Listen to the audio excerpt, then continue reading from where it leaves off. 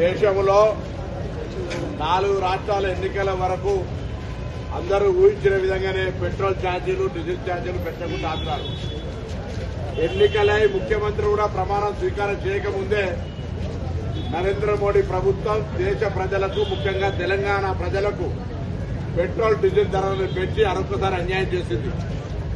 ఈ సందర్భంలో కిషన్ రెడ్డి గారు, బండి సంజయ్ గారు ఎన్నికలకు ముందు అనేక సందర్భాల్లో పెట్రోల్ ధరలు పెరిగాయని 10 సార్లు ప్రెస్ కాన్ఫరెన్స్ చేశారు. ఇవాళ నరేంద్ర మోడీ ప్రభుత్వం పెట్రోల్ ధరలు పెంచింది. మేము యూపీఏ ప్రభుత్వం ఉన్ననాడు ఆయన గుజరాత్ ముఖ్యమంత్రిగా మన్మోహన్ సింగ్ గారి నాయకత్వంలో నయా పైస పెరిగితే ఏం జరుగుతుంది దేశంలో అని చెప్పే విధంగా మరి అపహాస్యం చేసే విధంగా వ్యవహరిస్తూ ఉండే 3 రోజుల హైదరాబాద్ పర్యటన నుంచి దేశ ప్రజలందరికీ డీజిల్ పెట్రోల్ తక్కువ వాడండి, నూనె తక్కువ తాగండి, బంగారం కొనద్దంటే అప్పుడే అనుమానం వచ్చింది. తప్పకుండా రేపు పొద్దున నడ్డు విలువ పోతా ఉన్నాడని.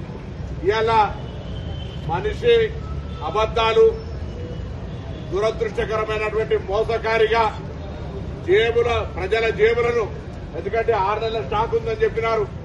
ఇవాళ యుద్ధంలో కారణం చూపెట్టే ప్రయత్నం చేస్తారు. యుద్ధం ఇవాళ రాలే, యుద్ధం ఎప్పటి నుంచో ఉంది. కానీ ఇవాళ ప్రజలకు మోసం చేసి భారం పడేటువంటి పెట్రోల్ డీజిల్ ధరలను పెబ్బులు కాంగ్రెస్ పార్టీగా అందరం కూడా గట్టిగా వ్యతిరేకిస్తా ఉన్నాం.